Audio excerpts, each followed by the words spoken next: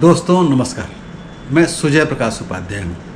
मैं एक ज्योतिषी हूँ और पिछले कुछ दिनों से बात कर रहा हूँ कि समग्र रूप से कुंडली देखने के लिए किन किन बातों पे ध्यान देना चाहिए।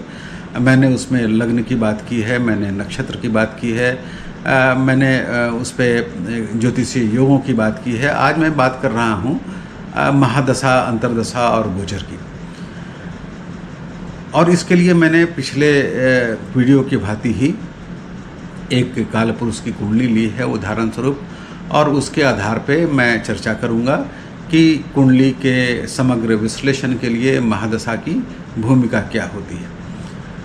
मैंने पहले बताया था कि लग्न, नक्षत्र आदि को देख के आप सामने वाले जातक के पोटेंशियल का, उसकी क्षमता का आकलन कर लेते हैं। उसकी क्षमता कैसी है, वह क्या करने वाला है, वास्तविक स्वरूप, वास्तविक रिजल्ट, वास्तविक फल कब प्राप्त होता है, जब महादशा सक्षम ग्रह की, योग बनाने वाले ग्रह की जब महादशा, अंतर्दशा आती है तो फलित होना शुरू होता है।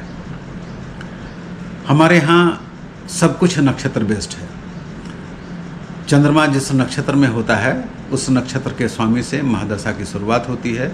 वह जितना अंश पूरा कर लेता है उसके हिसाब से ही उस नक्षत्र के स्वामी की महादशा चलती है। उसके बाद उसके आने वाले ग्रहों की महादशा चलती रहती है। उदाहरण के रूप से समझाऊं कि सामने जो कुंडली आपको दिख रही है ये हमेश लग्न की कुंडली है। यहाँ चंद्रमा श्रवण नक्षत्र में है जिसका स्वामी चंद्रमा होता है, तो इनका जन्म चंद्रमा की महादशा में हुई। उसके बाद मंगल की महादशा आई, उसके बाद राहु की महादशा आई, उसके बाद बृहस्पति की महादशा आई, उसके बाद शनि की महादशा, उसके बाद शुक्र, उसके बाद केतु, शुक्र, फिर उसी तरह का सूर्य, चंद्रमा, मंगल, राहु, ये चलता रहता है। एक बना बना सिलसिला है जो हमारे क्लासिकल ग्रंथों में, खास करके बृहद पराशरी में या फल दीपिका में या शंभु होरा प्रकाश में, यह विश्वोत्तरी महादशा कहलाता है। यह चक्र चलता रहता है। अब ये देखना है कि महादशा हम देखें तो फलित कैसे करें। अब जैसे इस कुंडली जिसकी हम चर्चा कर रहे हैं, इसमें चंद्रमा श्रवण नक्षत्र में है और श्रवण नक्षत्र के आधार पे चंद्रमा से इनकी महादशा शुरू हुई। तो आप देखिए कि इनकी महादशा में मंगल को भी आना है, मंगल लग्नेश है, उसके बाद राहु को भी आना है। अब जरा कुंडली में गौर कीजिए, राहु कहाँ बैठा है? राहु चतुर्थ भाव में बैठा है। किसके साथ बैठा है? नीच के मंगल के साथ बैठा है। उस पर दृष्टि किसकी है? शनि की दृष्टि है। तो निश्चित रूप से यह जो राहु का काल होगा इनके लिए, वह अच्छा नहीं होगा। वह बहुत ही चुनौती भरा होगा, बहुत संघर्ष होंगे, बहुत मानसिक दुश्चिंताएं होंगी। व्यक्ति डिप्रेशन में जा सकता है और श्राद्ध में जा सकता है। क्यों? क्योंकि राहु जो है वह अच्छी स्थिति में नहीं है। राहु पुष्य नक्षत्र में है और नीच के मंगल के साथ है, अंगारक योग बनाता हुआ है, शनि की दृष्टि पड़ रही है।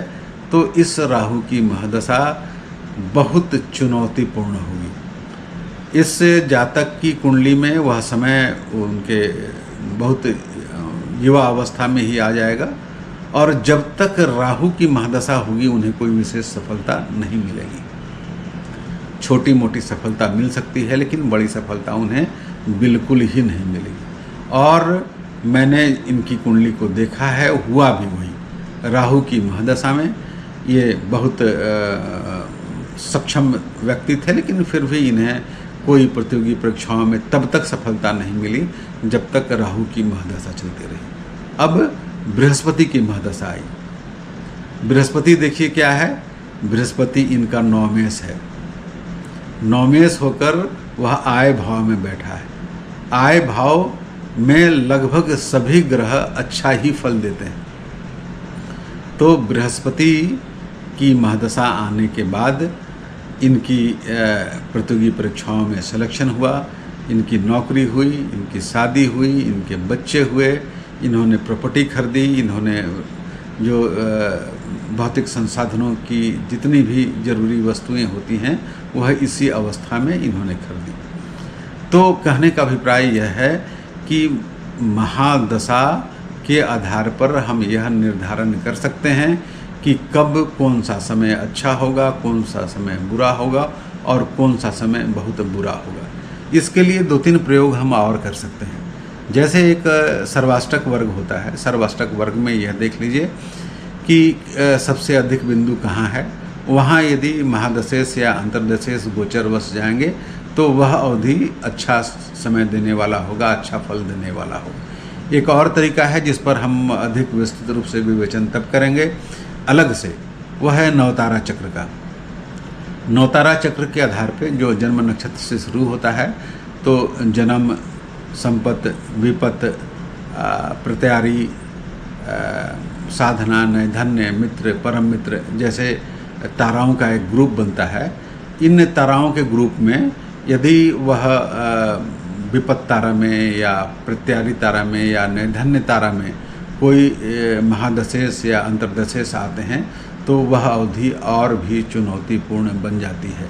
इसका प्रयोग हम कैसे करेंगे, इसके लिए हम एक अलग वीडियो बनाएंगे जिसमें हम आपको नवतारा चक्र पूरी तरह से समझाकर वह विधि बताएंगे जिसमें कैसे हम इन चीज़ों को देखते हैं कि महादशा में या अंतर्दशा में फल कैसा होगा। एक और होता है जिसे हम लोग गोचर कहते हैं। तो गोचर के लिए भी हम यह देखेंगे कि गोचर में चंद्रमा से और लग्न से अलग अलग स्थितियों में फल बदल जाते हैं। तो गोचर पर भी हमें एक अलग से वीडियो बनाएंगे। तब तक के लिए नमस्कार। आपको यह वीडियो कैसा लगा? अच्छा लगा तो लाइक कीजिए, सब्सक्राइब कीजिए।